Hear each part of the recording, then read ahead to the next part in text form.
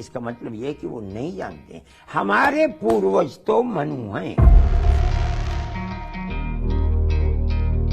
तो मौलाना मदनी साहब, अगर आपके कहने का मतलब ये है कि आपके पूर्वज मनु हैं, तो आज से जो 1400-1500 साल पहले पैगंबर साहब आए थे जिन पर कुरान नाजिल हुई थी, तो आपके कहने का मतलब ये है कि वो ये बताना भूल गए कि मुसलमानों के पूर्वज मनु हैं।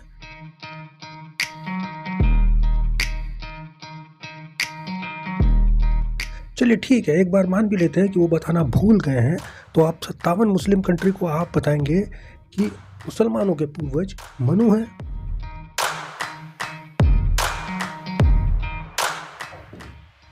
और कुरान में कब इसे ऐड कराएंगे आप, क्योंकि कुरान में तो ऐसा कहीं भी जिक्र नहीं है।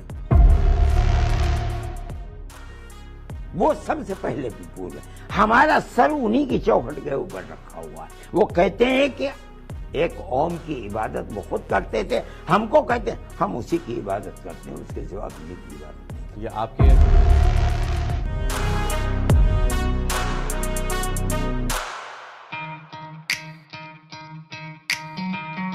तो अब क्या भारत की मस्जिदों से अजान की जगह अब ओम की ध्वनि सुनाई देगी? तो क्या मदनी साहब का कहने का मतलब तो मुझे यही नज़र आ रहा है कि अल्लाह और ओम एक ही हैं।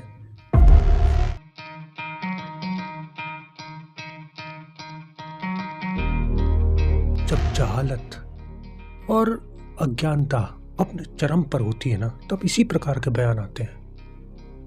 अधिवेशन में ये कहा गया कि हमारी आरएसएस से कोई दुश्मनी नहीं है, कोई जाति दुश्मनी नहीं है, हमारे मनभेद भी नहीं है, हमारे बस मतभेद हैं।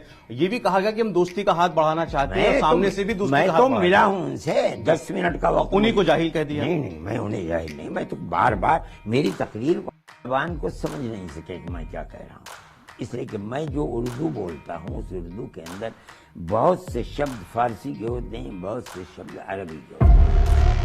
अच्छा, यहाँ मदनी साहब जो है ना, वो सिर्फ ये बताने की कोशिश कर रहे हैं कि उन्होंने भागवत जी को जाहिल कहा था। तो जाहिल का जो मायना होता है अरबी में, उसका मतलब होता है ना समझने वाला। मेरा ख्याल है बहुत अच्छी बात है। ना जानने वाला, इसका मतलब ये कि नहीं जानते। मैं उनको जाहिल नहीं, मैं मेरी उनसे मुलाकात हुई।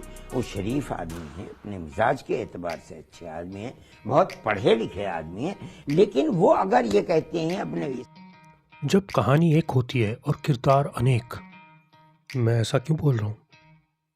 क्योंकि 2014 के बाद जितने भी इलेक्शन हुए हैं, और अभी हाल फिलहाल का इलेक्शन के बारे में बात करें तो नरेंद्र मोदी ने एक बयान दिया था, आपको शायद याद हो। उन्होंने कहा था कि अब हमले बढ़ने वाले हैं, आप पर भी और मुझ पर भी, क्योंकि सन 2002 से सन 2022 तक जितने हमले मोदी जी ने झेले हैं ना, उन्हें लगा अब वर्तमान कंडीशन में आके कि अब हमले सब पर होने वाले हैं, आप पर भी और मुझ पर भी।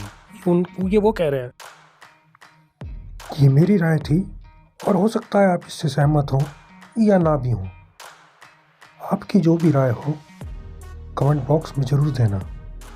अब सवाल आपके लिए, कमेंट जरूर करना, मदनी जी ने ये बयान किसके लिए दिया होगा? हिंदुओं के लिए या मुसलमानों के लिए? कमेंट जरूर करके बताना।